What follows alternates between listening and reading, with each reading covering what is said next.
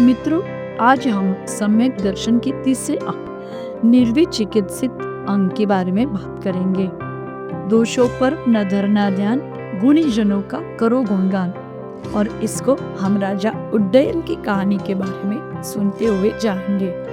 वत्स देश के रोरकपुर नगर के राजा उड्डयन अत्यधिक ही धर्म प्रेमी थे। उनकी सम्यत्व की सर्वत्र महिमा फैली हुई थी। एक बार अपनी सभा में सौधर्म इंद्र को उनके बारे में जानने मिला और उनके निर्विचित गुण की सभी ने बहुत प्रशंसा की। वासव नाम के देव ने राजा उड्डयन के सम्यक दर्शन के इस महागुण निर्विचिकित्सिक गुण की परीक्षा लेने का निर्णय किया और इसके लिए वे देवलोक से पृथ्वी पर आ गए। निर्विचिकित्सिक सम्यक दर्शन का तीसरा महत्वपूर्ण अंग होता है और इसका मतलब ये होता है कि गुणवान महापुरुषों के गुणों की महिमा एवं उनके ज्ञान की तथा रत्नत्रयधारी धर्मात्माओं की हमेशा वंदना एवं आदर करना चाहिए। उनके शरीर में उत्पन्न व्याधियों से हमें बिल्कुल भी ग्लानि नहीं करनी चाहिए या उनका अपमान नहीं करना चाहिए। हमें सदैव रत्नत्रयधारी जो मुनि रहते हैं ना, उनके गुणों के प्रति आदर मान सत्कार रखना चाहिए। चाहे उनके शरीर पे कैसे भी प्रकार की आदि व्याधि हो गई, कोई भी रोग आ गया हो। निर्विचिकित्सित व्रत के धारी हमेशा गुणग्राही एवं गुणों का समादर करने वाले होते हैं। वासवदेश अपनी विक्रिया रिद्धि से ऐसे मुनि का रूप धारण किया जिसका शरीर कुष्ठ से गलित हो चुका था।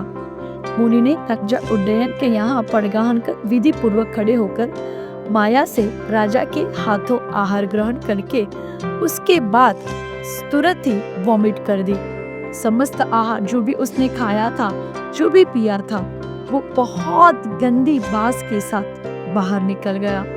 दुर्गंध के कारण परिवार के सभी सदस्य तो वहां से चले गए, किंतु राजा उड्डयन और उनकी रानी प्रभावती मुनि की परिचर्या करते हुए, मतलब मुनि को संभाल करते हुए, किसाल संभाल करते हुए अपने आप को कोसने लगे, बोलने लगे, अरे हमने ये क्या सा आहार मुनिराज को दिया कि जिस वजह से मुनिराज की ऐसी हालत हो गई, उनको वॉमिट हो गई।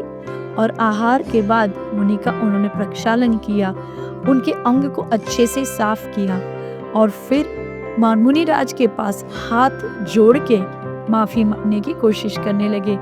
राजा उड्डयन की इस समर्पण भावना एवं भक्ति को देखकर वासवदेव बहुत प्रभावित हो गए, बहुत प्रसन्न हो गए और उन्होंने अपने इस मायावी मनुष्य वेश से बाहर आकर राजा की खूब प्रशंसा की और पुनः स्वर्ग को प्रस्थान करने के बाद वहां पे भी उन्होंने सबके समक्ष राजा उड्डयन की और उनकी निर्विचिकित्सक अंग की खूब प्रशंसा की।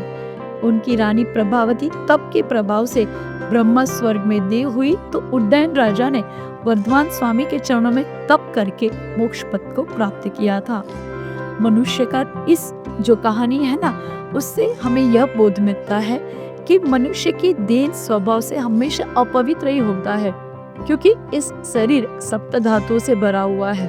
पर मनुष्य को धर्म को धारण करना चाहिए, रत्नत्रय को धारण करना चाहिए, सम्यक दर्शन, सम्यक ज्ञान, सम्यक चारित्र से अपने आत्मा को पवित्र करना चाहिए। अपने गुरु, वृद्ध, माता पिता, अन्य जो किसी वजह से शारीरिक पीड़ा से प्रसिद्ध हो, दुखी हो, तो हमें उनको अपमान नहीं करना चाहिए, पर उनकी निंदा ना करते हुए उनकी हमें चिकित्सा करनी चाहिए, उनकी सार संभाल रखनी चाहिए। और इस अंग के धारक व्यक्ति के प्रति गुण प्रीति के साथ साथ ग्लानि के भाव हमेशा अभाव ही रहता है। और जिनके मन में ये निर्विचिकित्सिक अंग रहता है ना, वो सदैव ही किसी का अपमान ना करते हुए खुश रहता है। आपको भी इस बात को ध्यान में रखना है और धर्म के प्रति रुचि रखनी है, धार्मिक गुरु के प्रति रुचि रखनी है। बोले उड्डयन देव की जय।